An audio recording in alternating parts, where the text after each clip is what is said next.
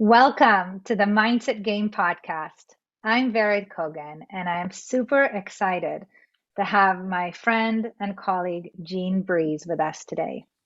After more than 25 years creating and leading award-winning teams for a Fortune 10 technology firm, Jean left the corporate world to do what she loves all the time, which is helping individuals and teams achieve what others think is impossible.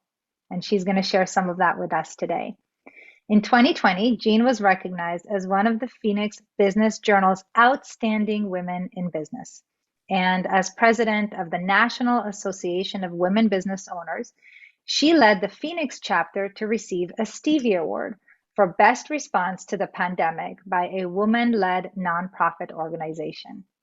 Jean speaks to worldwide audiences about how to conquer change and elevate your skills to achieve breakthrough results. And Jean, I'm so excited to have you on the show. We've been friends for quite a few years now, and it is absolutely delightful to have this conversation with you. Welcome.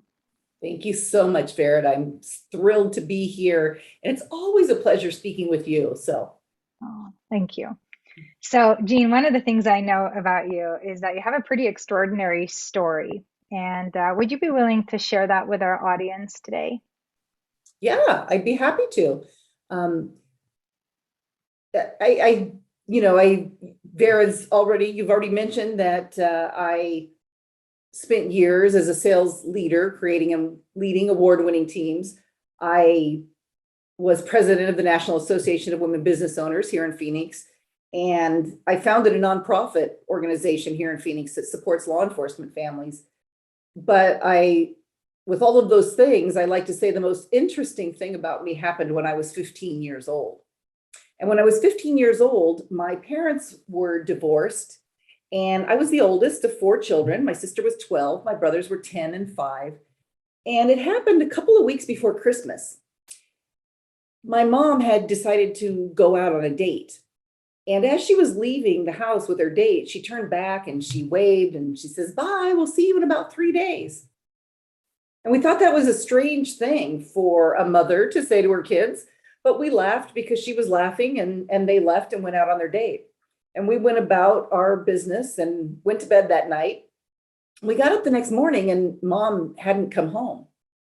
And so we went about our business again. Day 1 came and went and mom didn't come home.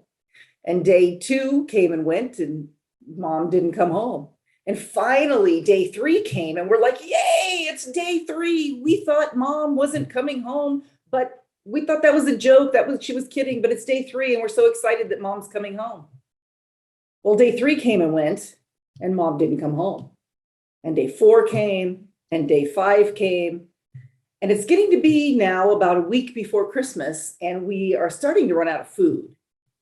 And I'm the oldest. So I'm thinking I have got to do something. So I did. I walked down to the nearest payphone. We didn't have a phone and I called for help. And help came. Some social workers came. And the first thing that the social worker said to me is, "Jean, it's a week before Christmas. And all of the resources that we have that support families like yours, they've already been allocated. We don't have any resources to support your family.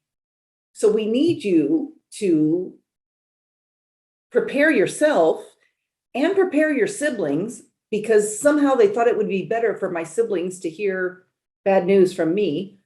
We need you to prepare yourself and your siblings for the fact that there will be no Christmas celebration for you all. No Christmas feast, no Christmas party, no Christmas gifts." And even though I'm 15 at the time, sometimes what your mind knows and what your heart feels are not the same. And that was really difficult news to hear. You know, my dad had already abandoned us. My mother had just left us. And now they're telling us that even Santa's not coming. And we all know why Santa doesn't come. We must be some really bad kids. So it was difficult to hear that we weren't going to have a Christmas celebration. The second thing that the social worker said to me is, Jean, it's a week before Christmas. And at any time of the year, it is really difficult to put 4 kids from the same family into the same home. A week before Christmas, forget about it. It's going to be impossible. So we need you to prepare yourself and your siblings for the fact that we are going to have to split you up. Now, if the first news was difficult, this was devastating. Everything that we knew to be true in the world had just blown up. Nothing that we knew to be true was true anymore. The only thing it felt like we had left was each other. And now they want to take that away from us too. So I was 15, and if any of you out there listening have a teenager in your household, or maybe you were like this, like I was, I knew everything at 15. I knew it all. And I decided that adults were the cause of my problems. And so I became kind of like the Grinch. I had no use for adults anymore.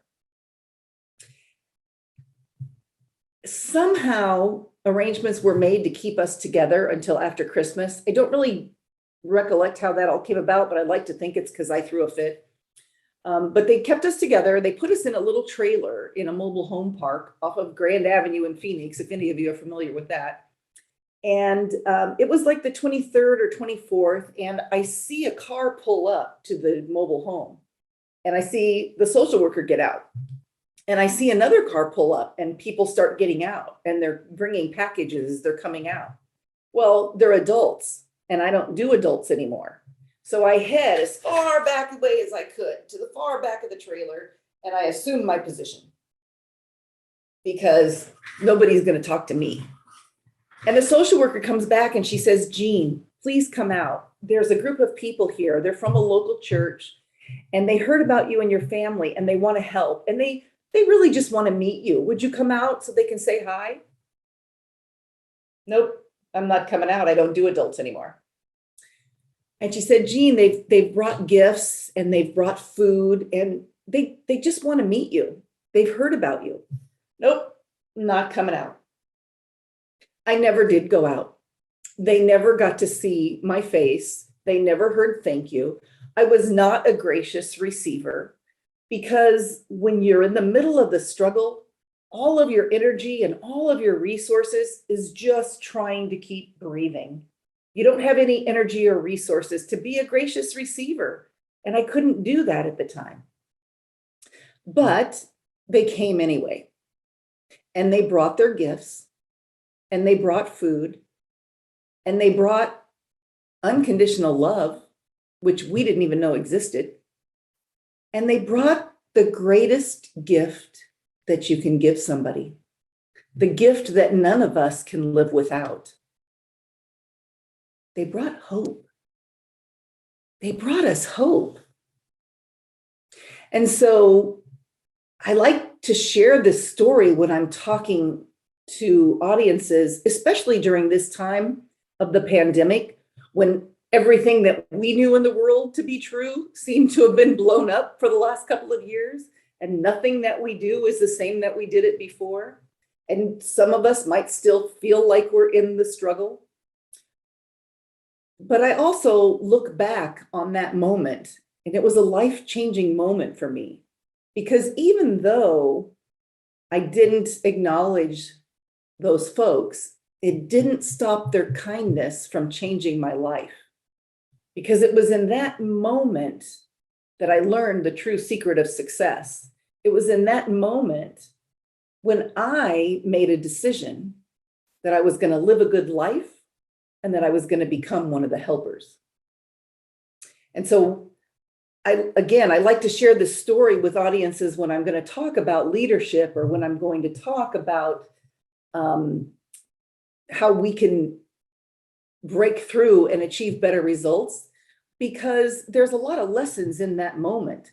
The first lesson is there's only two things you need to do to be successful. There's only two things that you need to do to live the life that you love all the time. And it's very simple, but don't mistake simple for easy. And that's those two things that were decided in that moment. The first, make up your mind you're going to do it. And the second, put in the work. And don't assume that that means it's a straight path up. It might look like this. It might look bumpy and rough and up and down. But that is the secret to success. Make up your mind that you're going to do it and put in the work. And the other reason that I like to share that story, well, there's two more reasons, is because we all have a choice every day. We all can choose kindness several times a day. And sometimes the people that we're choosing to be kind to may not even realize we're extending a kindness to them, or they might be somebody who's in the struggle and they can't be a gracious receiver. But I want to encourage you that when you extend a kindness, it just might change a life. That's my story, Barrett. Wow. It's a very powerful story, a very humbling story. And, as I listen to that story, I can imagine that young girl and how she may have felt. And there are a lot of lessons in that story. And it's interesting because we could look at that story through the lens of a company, a team, a leader who may extend a kindness to his or her team members, and that might not be received because of the state of mind and body that the team members are in, maybe going through a lot of rapid change, a lot of stress, fear, uncertainty, worry, doubt. And so I'm curious, as you reflect on the learnings from this life experience and the gifts that have been sent your way, and what connections do you see with regards to how to build and truly empower and inspire a team towards greatness? Well, a couple of things jump out at me. Number one, I think many times we look at people who are successful and we think, oh, well, they had the right connections, or, oh, they had the right education, or, oh, they had money so they could, buy their way into better opportunities. Who knows what we think, but we look at someone who's successful and we think that it's something external that caused that success. So we think it's who you know, or the education you had, or how much money you have or don't have, or whatever the privilege is that you might have or don't have. And I think what I learned is that it's none of those things. Success in business, success in life, it isn't attached to anything external. It's attached to you. It's attached to you, what's internal. It's attached to, do I know what I want? And am I willing to put in the work? So I think that's the first lesson that jumps out to me.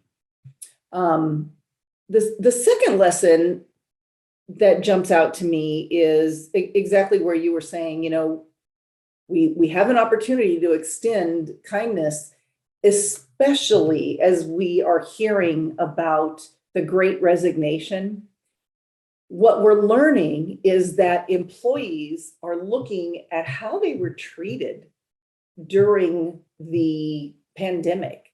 And they're looking at not just how they were treated, but they're looking at the broader picture. What's the why? Why am I here?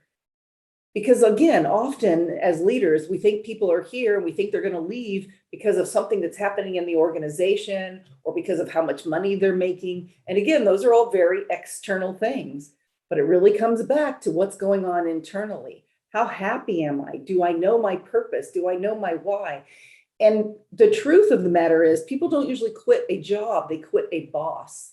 So as a leader, am I the boss that people want to stay with? Am I the boss that's helping to foster the great reinvigoration? Or am I the boss that's helping to foster the great resignation?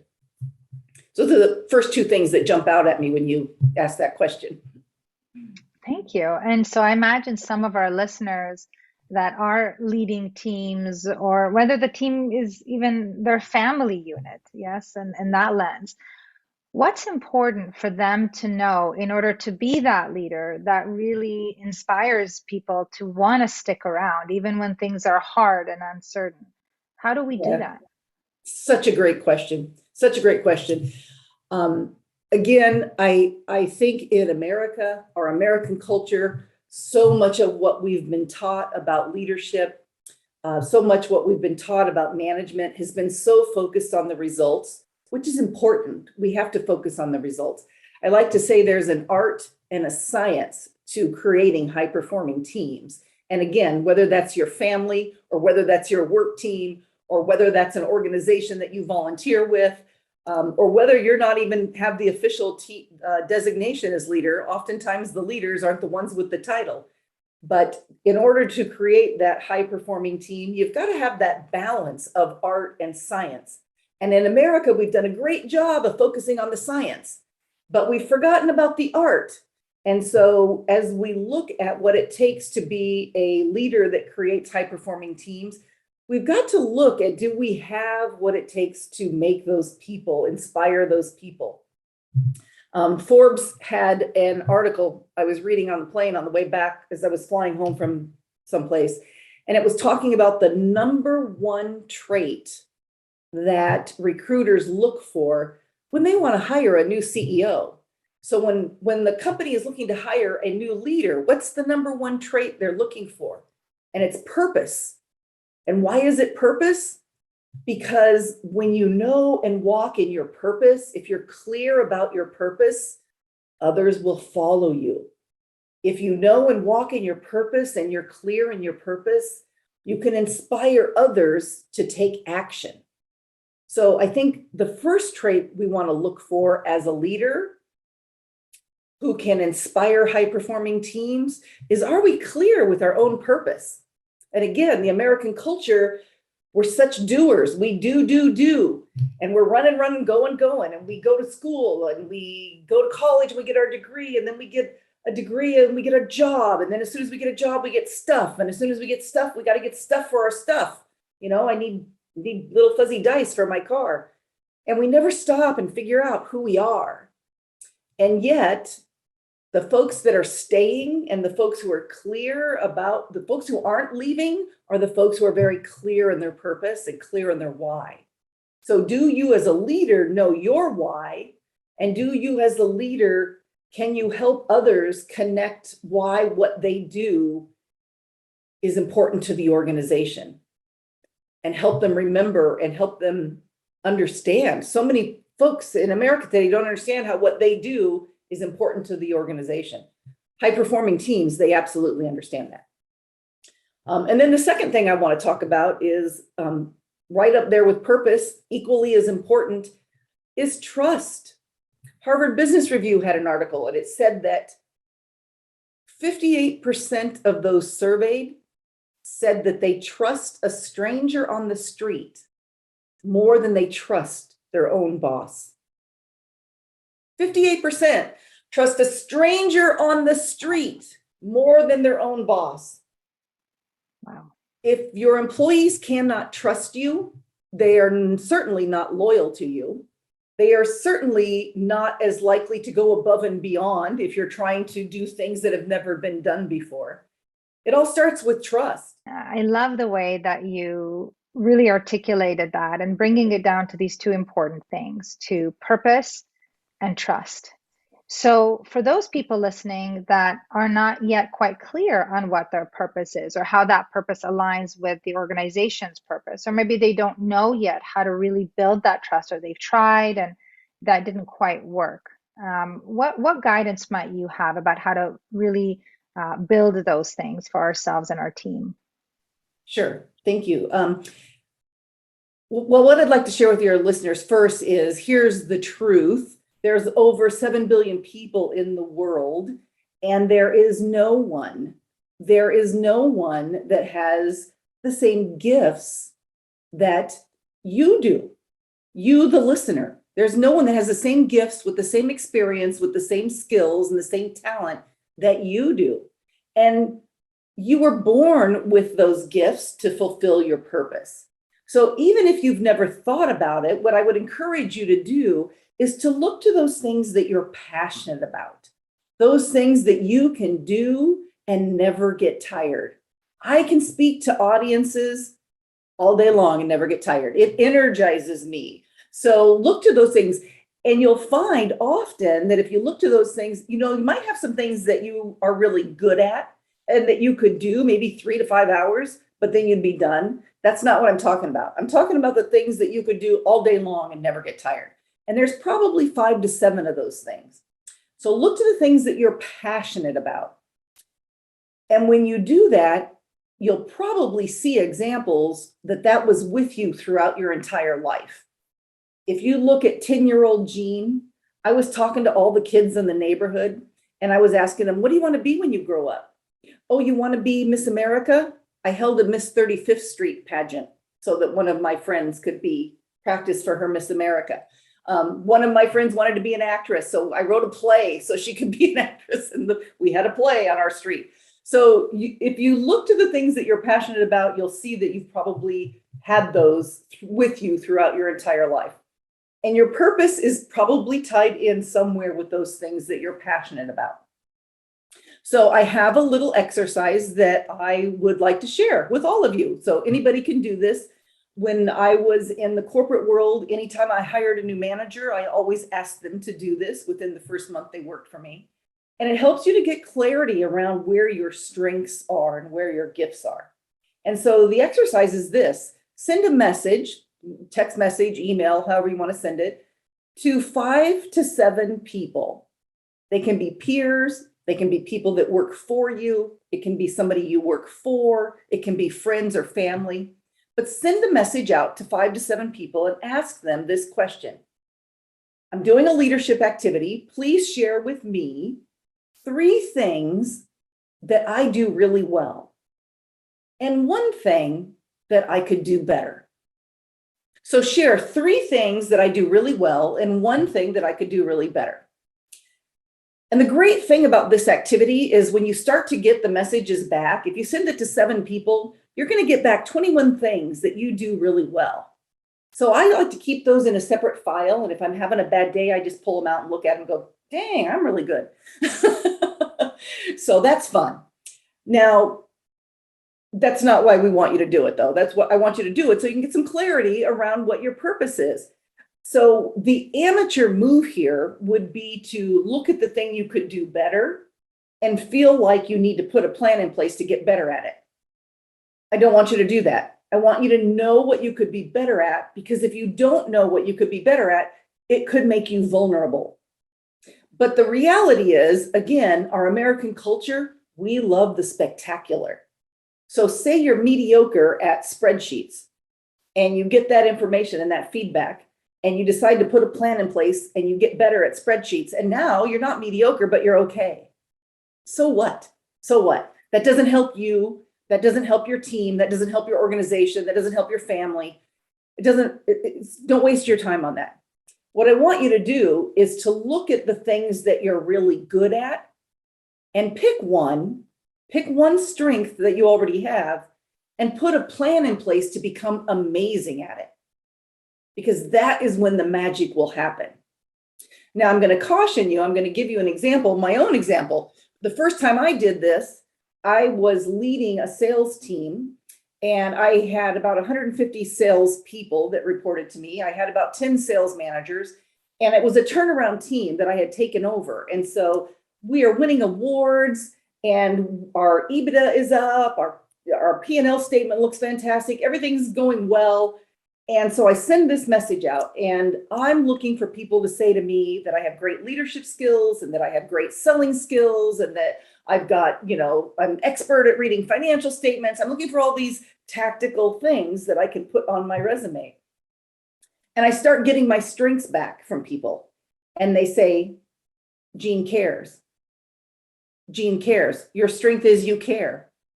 And I was mad, because I can't put that on my resume for a director of sales. Jean cares.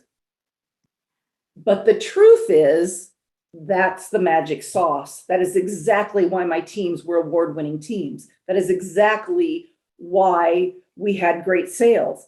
Because when you care about everybody on the team being their best, the team does things that people think are impossible. And so the reason that I like to share that story is because, once again, our American culture has told us things, and it told me that I needed to have specific tactical things on my resume in order to create award-winning teams. But the reality is, the magic sauce was that I care.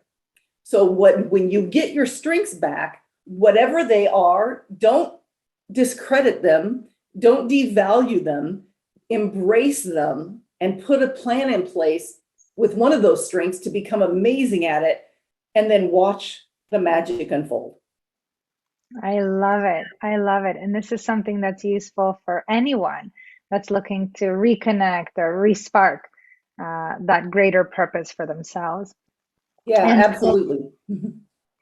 and so, would you be willing to kind of just take one step further on that? So once we have a little bit more clarity about our strengths as a leader, Mhm. and because we've gotten that feedback, and we also know some areas that we can improve, but we know some things that we can get really great at. How does that help us to strengthen our team, to really maybe build more trust within the team? Sure. Well, I think once you know what your strengths are, once you have that awareness and you're able to get that clarity around these are my strengths, you probably already have some sense. But once we can be intentional about it, we can look for intentional ways to bring that into our team or our family or our organization. So one of the ways that I like to use it, which again is going to be great for everybody, is I like to use, because using these gifts is energizing to us, I like to use it to infuse my day with more energy, because I like to be more productive and focus on being productive instead of being busy. You know, we hear so much all the time, we're so busy, and we go home tired at the end of the day. But I like to focus on being productive. And one of the ways that I do that is when I have things on my calendar during the day that do drain my energy, before and after, I try to put time on my calendar for something that uses my gifts. So for an example, again, I'm going to use myself as an example. You just heard me. I care about people. Caring about people energizes me. So when I was a sales manager, if I had to do something that was going to take energy away from me, which spreadsheets, that's not my forte, but it's a reality. I have to do it. Can I do it? Yes. Am I good at it? Yes, but it drains my energy. So if I knew I was going to be in a meeting about accounting or finances or reading the P&L statement, before and after on my calendar, I blocked off time to get out there and connect with the people, get out there on the sales floor and catch people doing something right. Get out there on the sales floor and hear some good news. Hey, share some good news with me. That kept my own energy up throughout the day, because every time I did something that drained my energy, I put in something that increased my energy. It's a great way, once you have clarity around those gifts, that you can use it to balance your energy levels and keep them up throughout the day. I also would say you want to look at your daily tasks. And when you consider all the things, maybe even write down all the things that you do over a 2-week period. And then go back and look at them, and how many of them are things that drain your energy versus how many of them are where you're using your gifts. And most of us will find, if we do this, that we got a whole bunch in there that don't necessarily energize us. Again, maybe they're things we're good at, but not necessarily using our gifts. And we got things in there that drain us. And you can't get rid of all of those things, but you can look for more balance. And if you balance those with your work and life, again, we don't have a separate life. We have one life, and we have to work because we like to eat and have things. So, so if you look at that total picture of everything you're doing and find ways to put more of using your gifts in there, you'll find that you're going to be more productive. You're going to help others to be more productive, and you're going to have more energy. So a real quick example on that, I had a client who was volunteering with her local church, and she felt a sense of responsibility as a faithful person to volunteer. When we looked at what her strengths were and where her gifts were, she loved to beautify, she loved to create, she loved the outdoors, and yet she was volunteering, working inside with the classroom of kids. That was very draining for her. And I looked at her and I said, why don't we swap how you're volunteering? Why we all don't have to be great with kids. We all don't have to love kids. You love the outdoors. Your church has a rose garden. What if you volunteered in the rose garden instead of volunteering in the classroom? It was life-changing for her, just a simple change by being intentional about how she uses her gifts. So she was able then to have more energy at home, more energy at work, because she found ways to use her gifts more in her work and life. That's a cool example, and I think it's very important for all of us to reconnect with what are those things that and people that energize us, because then we're able to project a different energy when we are with our teams or our family members. So when you think about like really successful teams, and I know you've worked with really successful teams and, of course, have led many different successful teams. What are some of those key attributes that the leaders of those teams have? Well, Vered, I would say that the key attributes, in addition to all of the things that we talked about earlier, where we're results oriented and we're studying the science of our business, we still want to look at all of those. But I think the truly high performing teams, the other attributes that they do really well are some of the things that prior to the pandemic we thought of as soft skills. And so I would say things like, do you inspire your team? How do you do that? Do you communicate? Are you an effective communicator? High performing teams feel like they communicate, don't feel like high performing teams communicate very well. And so I like to say, as a leader, you have to communicate, and then communicate some more. So when I was a leader, that was the rule. We always communicated. There was nothing off topic, as long as it was non-emotionally charged and respectfully brought up. There was nothing that we couldn't talk about, because the only problem we can't solve is the one we can't talk about. So communicate, and my teams understood that we can talk about anything. There are some things, however, that I'm not going to be able to talk about. And if I can share it with you, I will. And when they trust you, then they'll accept that. And they know that you will tell them as soon as you can. So again, starts with trust. I say communication is important. The other reason that communication is so important is because with the lack of communication, when people don't know, they fill in the blanks. We don't like blanks. So we'll fill in the blanks. And our minds have a negativity bias. So if people are going to be left to fill in the blanks on their own, they're going to fill it in a negative way. So if you communicate, you can share the message in the way that you want it shared, and you can control better how that message is received and delivered. Even if it's bad news, communicate it, put it out there, let's talk about it. So I would say communication.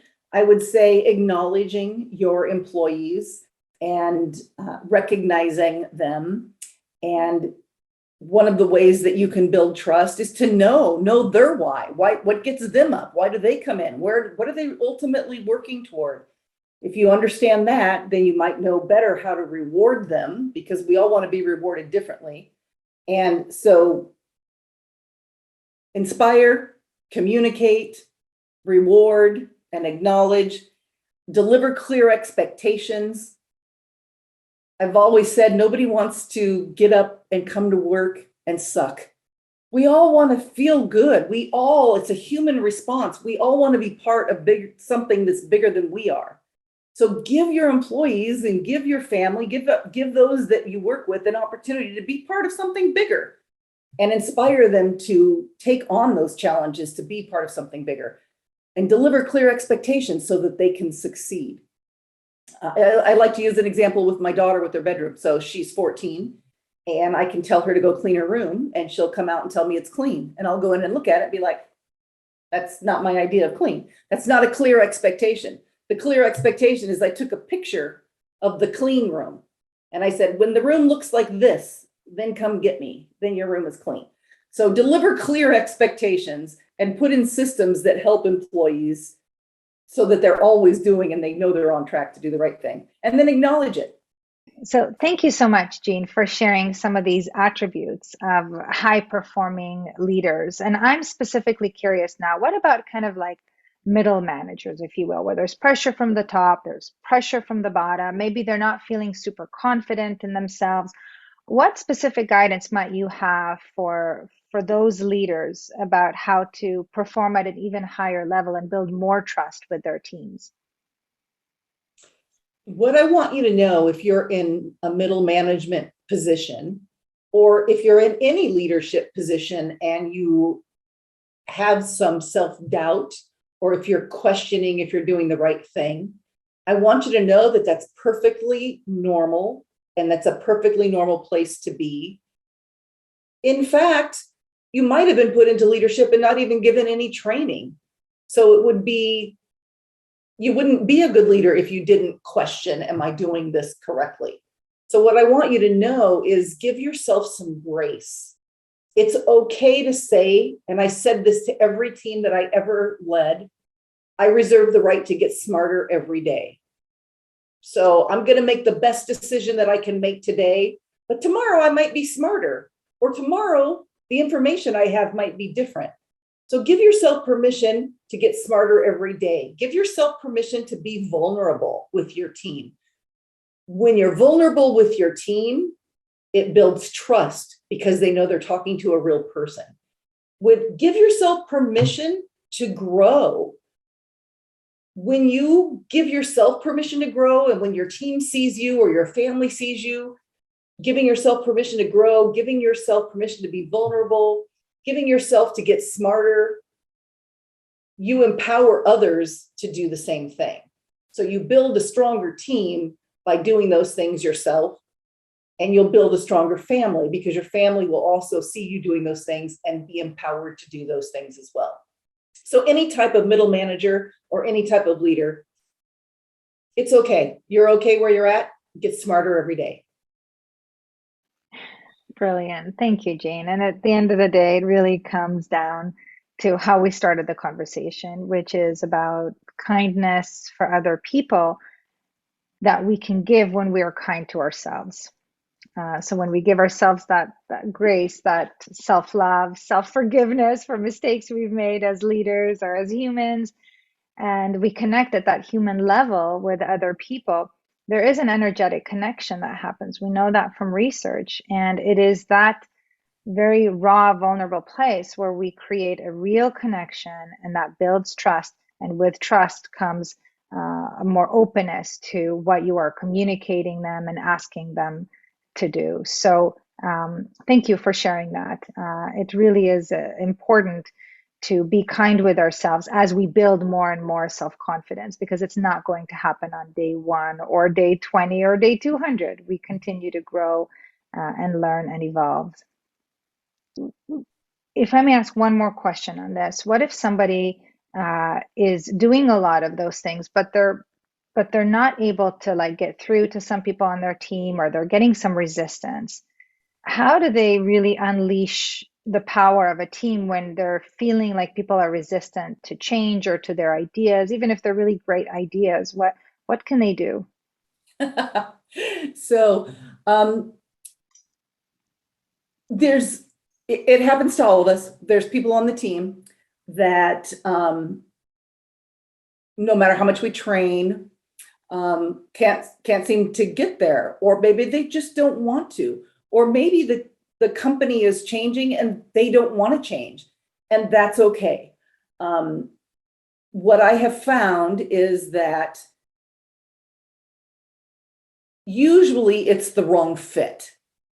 So you want a team where everybody's the right fit. And if I'm the right fit in the right job, then I'm going to get on board and I'm going to excel. if I've been given the proper training.